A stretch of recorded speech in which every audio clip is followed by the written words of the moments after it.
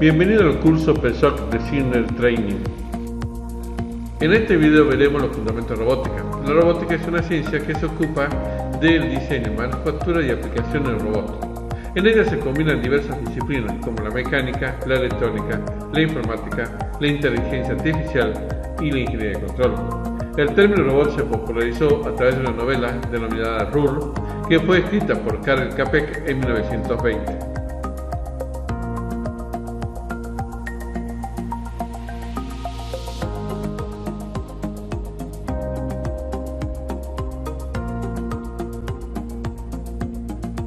Existen diferentes formas de clasificar los robots. Una de ellas es por generaciones. La primera generación son los robots manipuladores, que tienen sistemas sencillos mecánicos y que realizan una secuencia fija. La segunda generación son los robots de aprendizaje. Estos ejecutan una secuencia de movimientos que ha sido previamente grabada por un operador humano.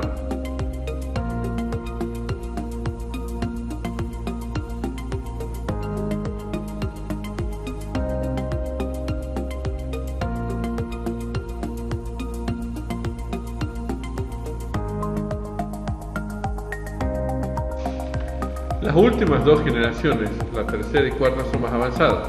La tercera generación son robots con control sensorizado. El controlador es una computadora que ejecuta las órdenes que envía un programa y las envía al manipulador para que realice los movimientos. La cuarta generación son robots inteligentes, similares a los anteriores, pero además poseen sensores que envían información a la computadora de que controla el estado del proceso.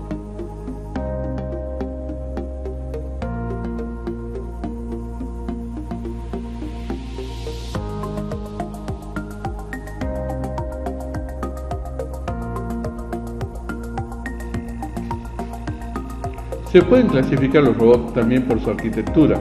Los poliarticulados son robots diseñados para moverse en un determinado espacio de trabajo según uno o más sistemas de coordenadas con un número limitado de grados de libertad.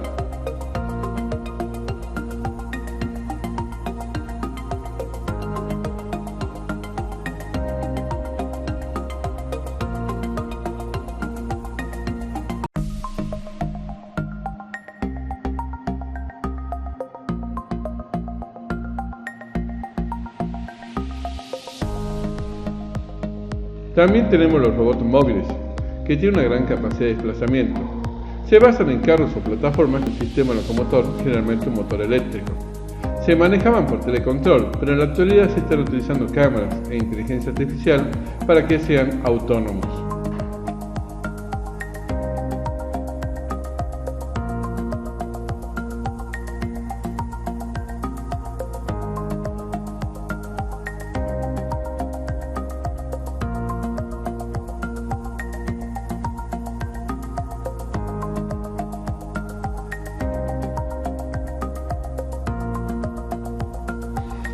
Los androides son robots que intentan reproducir la forma humana.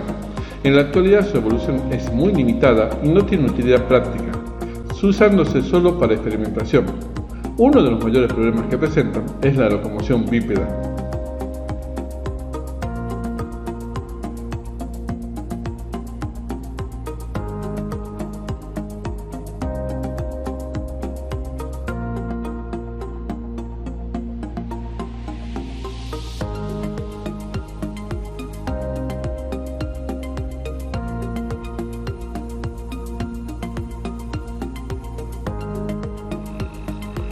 Los robots zoomórficos intentan imitar en su sistema de locomoción a los seres vivos.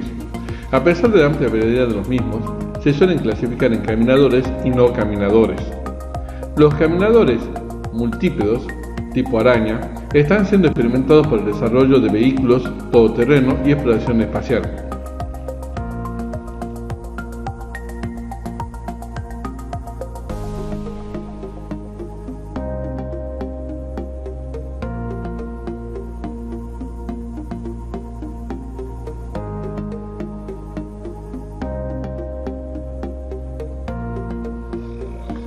En los robots híbridos encontramos robots de difícil clasificación, que no entran en ninguna de las categorías anteriormente vistas y por lo general constituyen una combinación de dos o más de ellas. Por ejemplo, un robot cementado y con ruedas tiene atributos de un robot móvil y un robot zoomórfico.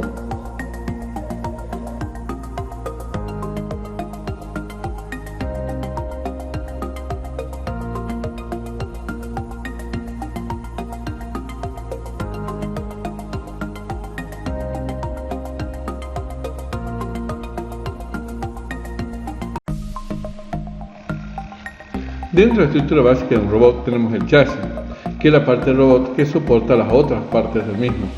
De forma similar a un vehículo, un robot necesita una estructura rígida donde se pueden ubicar diferentes piezas como sensores, servomotores, controladores, baterías, etc. Los sensores son los elementos que permiten que el robot obtenga la información necesaria de su entorno. Por ejemplo, los sensores de obstáculos permiten detectar si el robot tiene contacto con algún objeto externo.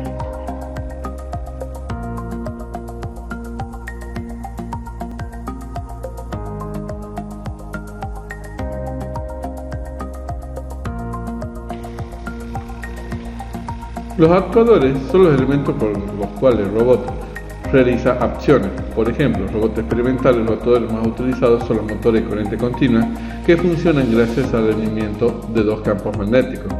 La placa de control es la que se encarga de tomar los estímulos generados por los sensores y utilizar una lógica de control que rige el comportamiento de la máquina. Por lo general se trata de sistemas basados en microcontroladores.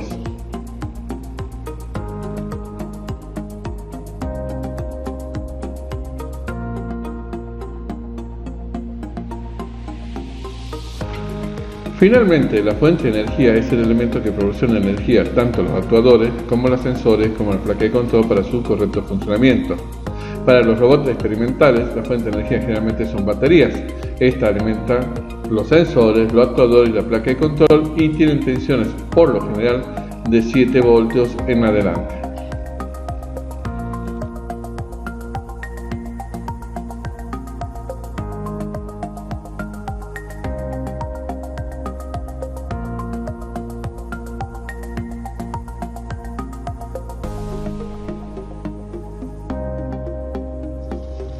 Dependiendo del uso del robot, cambia la forma del chasis. Por ejemplo, es muy diferente el chasis de un robot aspirador, que tiene una forma circular, al chasis de un robot militar. De acuerdo con el uso del robot, también el chasis debe contar con ciertas características especiales.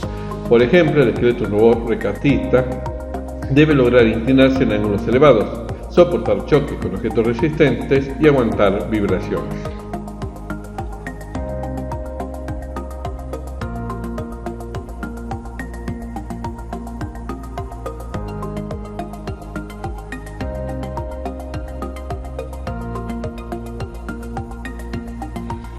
En cuanto al chasis, para la selección del chasis de un robot se deben tener en cuenta diferentes características. El tamaño. De este depende la cantidad de componentes, las piezas, las placas que se pueden ubicar en el chasis. El peso se define principalmente por la fuerza que son capaces de proporcionar los actuadores o motores. Y la flexibilidad. Algunos robots requieren que se puedan adaptar a nuevos componentes o cambiar los que ya tienen, por lo que se requiere un chasis que ofrezca esta funcionalidad.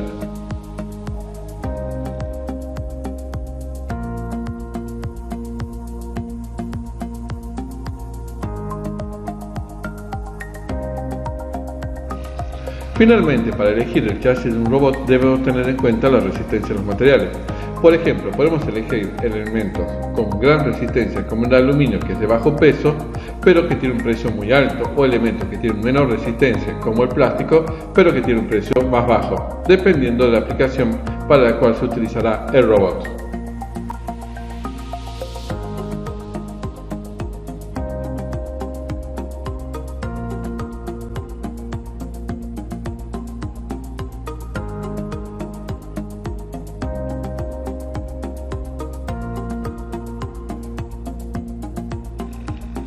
Dentro de los sensores tenemos los sensores ultrasónicos. Estos sensores envían una señal que al rebotar con los posibles obstáculos y regresar permiten calcular la distancia a la cual se encuentra el objeto que se encuentra enfrente. Por lo general, estos sensores permiten detectar objetos situados en una distancia entre 0 y 6 metros. La señal recibida se envía al controlador del robot, quien es el que realiza el cálculo de distancia con base en el tiempo de ida y vuelta de la señal ultrasónica enviada.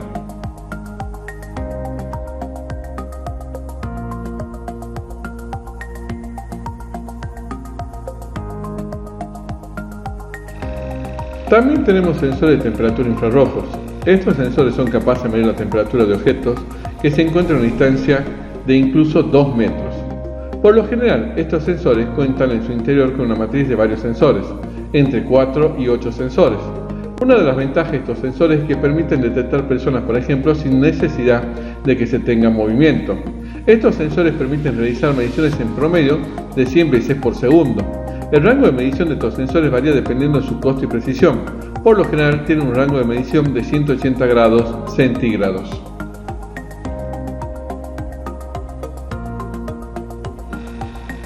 También tenemos sensores infrarrojos.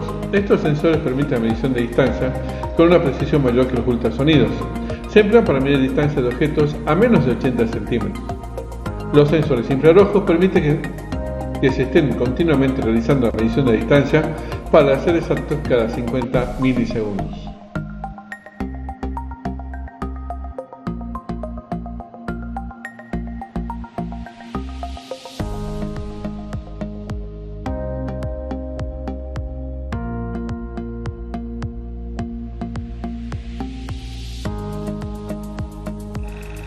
Tenemos también los sensores de contacto. Estos sensores permiten detectar obstáculos por contacto cuando los demás sensores han fallado. Estos sensores se utilizan como detectores de final de carrera para detectar posiciones de piezas motorizadas, objetos y palancas. Permite que el robot tenga una medida de seguridad para prevenir golpes y averías ante eventuales choques.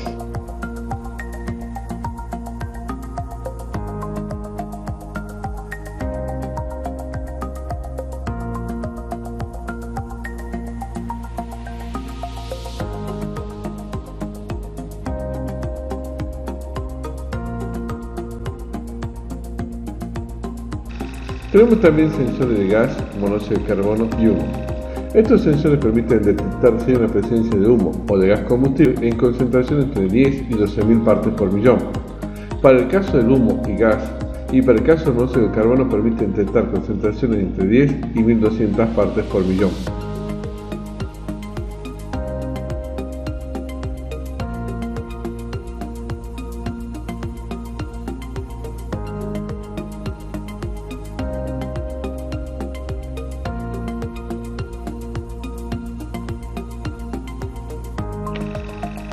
Los sensores de vibración permiten detectar tanto la vibración como el movimiento.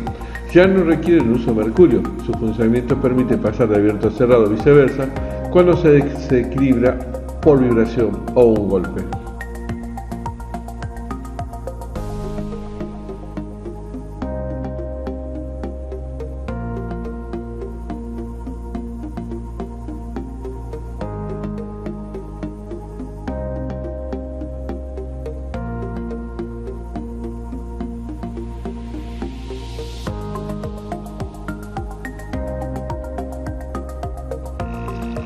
Los sensores de aceleración lineal. Estos sensores permiten detectar cuando ocurre una velocidad o un impacto que genera una fuerza mayor a 5G, más o menos 1.5G. Ayuda a detectar diferentes golpes e impactos de los robots.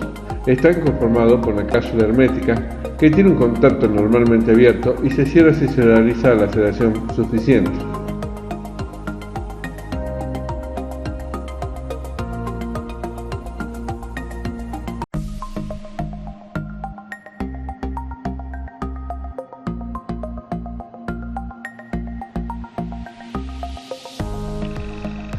Los sensores de temperatura. Los sensores de temperatura permiten generar un cambio en el voltaje en un pin del mismo sensor cuando ocurre un cambio de temperatura.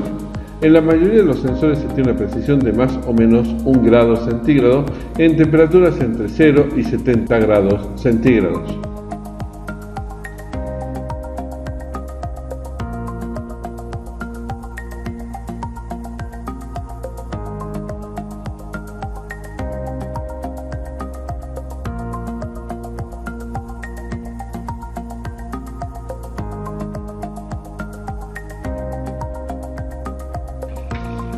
Los sensores de visión. Estos sensores están conformados por una cámara que captura imágenes en formato digital.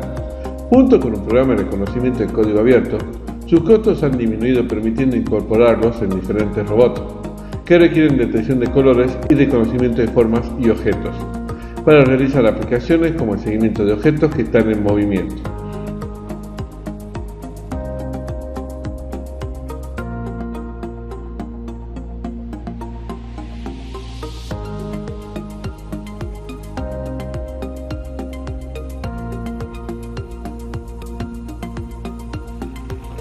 Dentro de los actuadores tenemos los motores de corriente continua. Un motor de corriente continua convierte energía eléctrica en mecánica. Se compone de dos partes, el estator y el rotor. El estator es la parte mecánica del motor donde están los polos del imán. El rotor es la parte móvil del motor con devanado y un núcleo, al que llega la corriente a través de las escobillas. Si queremos cambiar el sentido de giro del rotor, tenemos que cambiar el sentido de la corriente que le proporcionamos al rotor.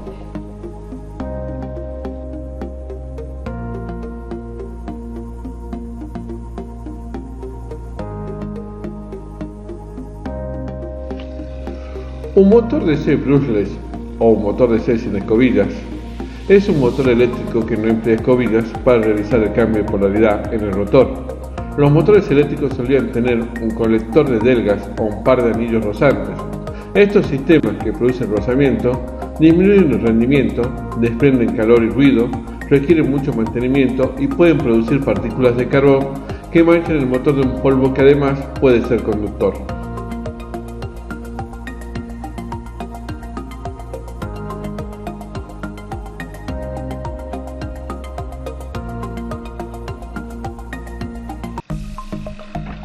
Los primeros motores sin escobillas fueron los motores de corriente alterna asincrónicos. Hoy en día, gracias a la electrónica, los motores DC brushless son más ventajosos ya que son más baratos de fabricar, pesan menos y requieren menos mantenimiento.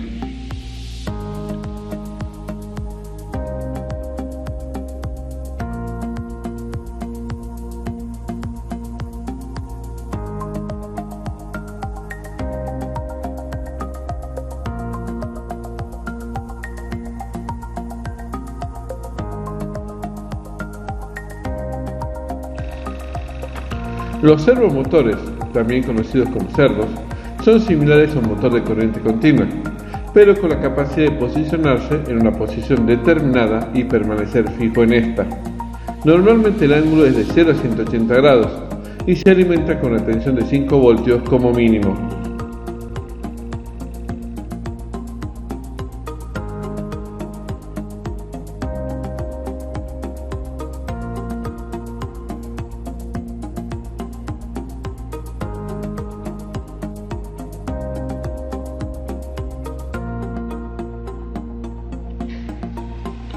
Un servomotor está formado por un motor de corriente continua, una caja reductora, un juego de engranajes, un potenciómetro y un circuito de control.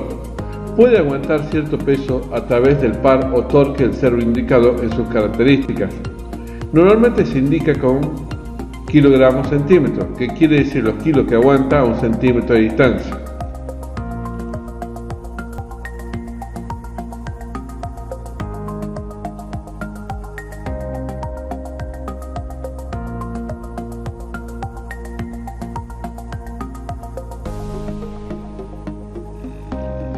Para controlar un servo se usa el PWM. La mayoría de los servos trabajan en una frecuencia de 50 Hz, 20 milisegundos. Cuando se manda un pulso, la anchura de este determina la posición angular del servo. La anchura varía según el servomotor, pero normalmente es entre 0,5 milisegundos a 2,5 milisegundos.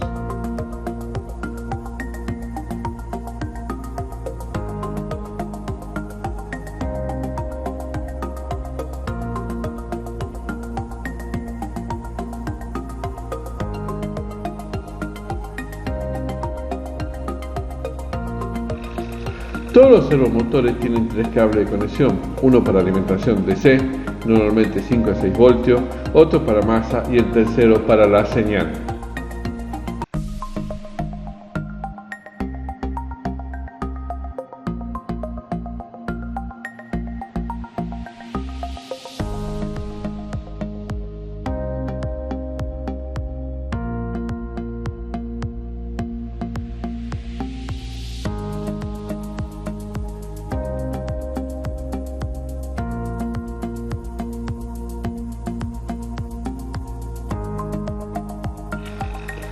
Se pueden clasificar los tipos de servomotores en función de cómo es procesada la señal. En analógicos, que aplican señales de voltajes on-off para controlar la velocidad, siendo el voltaje constante y la frecuencia está estandarizada a 50 ciclos por segundo. En digitales, que tiene un microprocesador dentro que analiza la señal y la procesa en pulsos de voltaje de alta frecuencia hasta 300 pulsos por segundo. Los pulsos serán más cortos en el tiempo.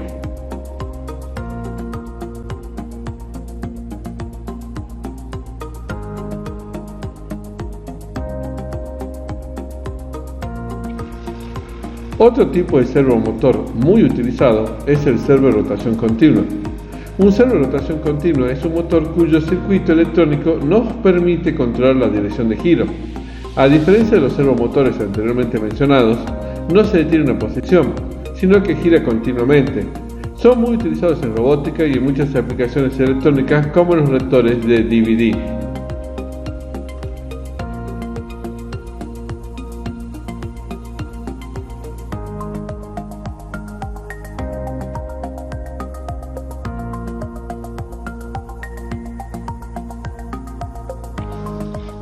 En un servomotor de rotación continua, la función Ride configura la velocidad del servo en lugar del ángulo de posición. En este caso, 0 es la máxima velocidad de giro contrario al sentido del reloj, 180 es la máxima velocidad en sentido horario y 90 es el motor parado.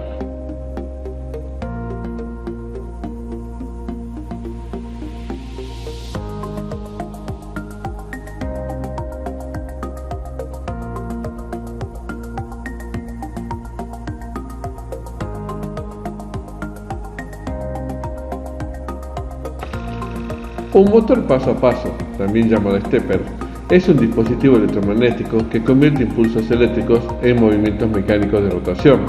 La principal característica de estos motores es que se mueven un paso por cada impulso que reciben. Normalmente los pasos pueden ser de 1,8 grados a 90 grados por paso, dependiendo del motor. Son motores con mucha precisión, que permiten quedar fijos en una posición, como un servomotor, y también son capaces de girar libremente en un sentido u otro, como un motor de corriente continua.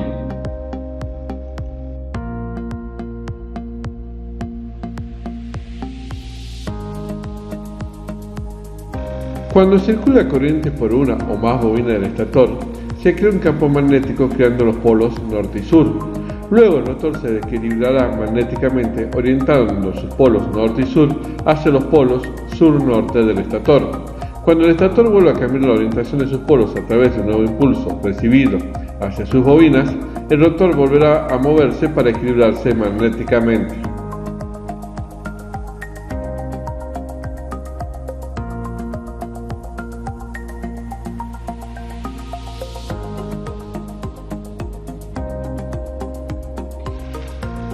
Si se mantiene esta situación, obtendremos un movimiento giratorio permanente del eje.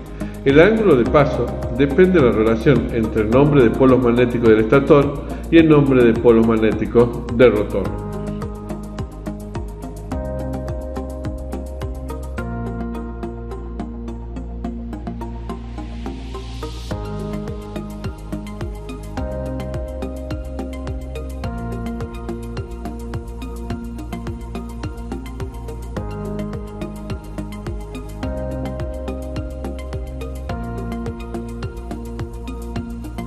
Dentro de las fuentes de energía que tenemos para los motores están las baterías.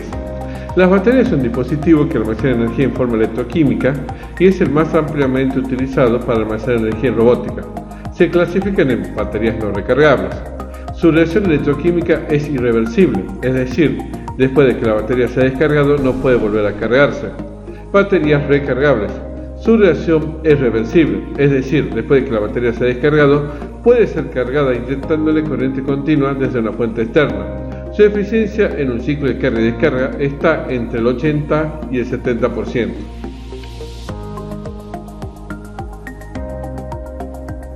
Las características que define una batería son la cantidad de energía que puede almacenar. El número de vatios hora puede calcularse multiplicando el valor de la tensión nominal por el número de ampere hora. La máxima corriente que puede entregar, descarga, se especifica como un número fraccionario, Por ejemplo, para C igual a 200 Ah, una de tipo C/20 igual a 10 A, quiere decir que la batería puede entregar 10 A por 20 horas.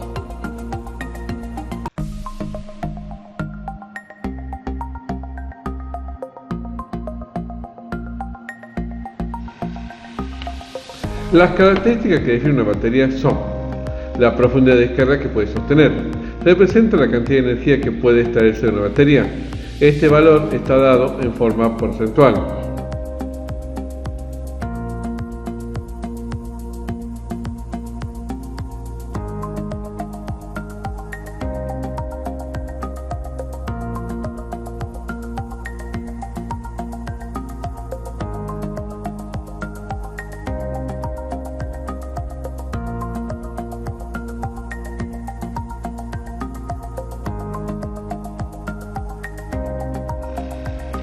Los tipos de baterías más comunes en robótica son níquel-cadmio, níquel hidruro metálico e ion de litio.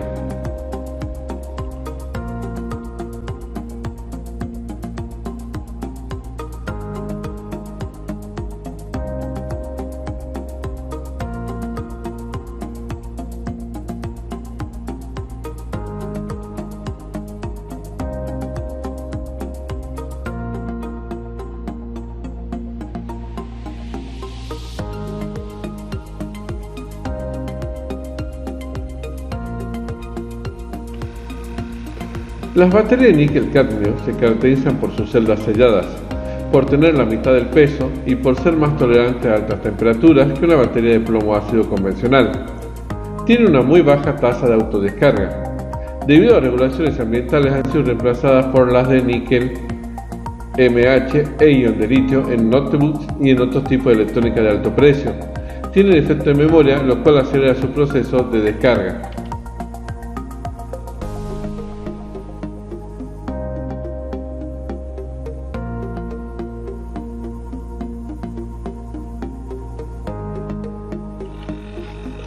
Las baterías de níquel hidruro metálico es una extensión de la tecnología de níquel-cadmio. Ofrece una mayor densidad de energía y el ánodo es hecho de metal hidruro, evitando los problemas ambientales de la níquel-cadmio. Su efecto de memoria es casi despreciable. No es capaz de entregar altos picos de potencia. Tiene un alto grado de autodescarga y es muy peligrosa si es sobrecargada. Aún es de precio elevado, aunque se estima que su costo disminuirá al producir vehículos eléctricos a gran escala.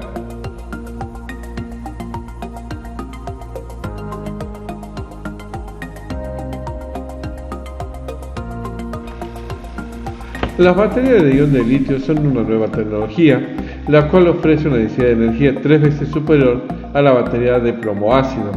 Esta gran mejora viene dada por su bajo peso atómico, 6,9 versus 209 para la del plomo. Además cuenta con un más alto voltaje por celda, 3,5 voltios, lo cual reduce el número de celdas en serie para alcanzar cierta tensión, lo que reduce su costo de fabricación. Tiene una muy baja tasa de autodescarga.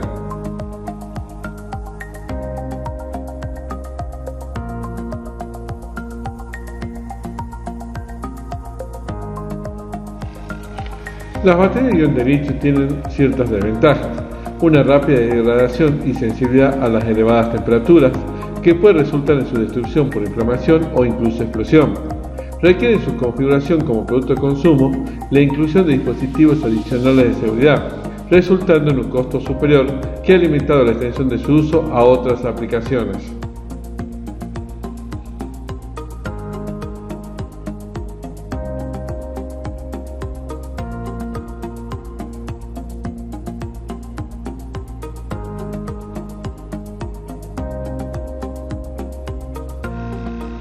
Con esto damos por finalizada la presentación de los fundamentos de robótica.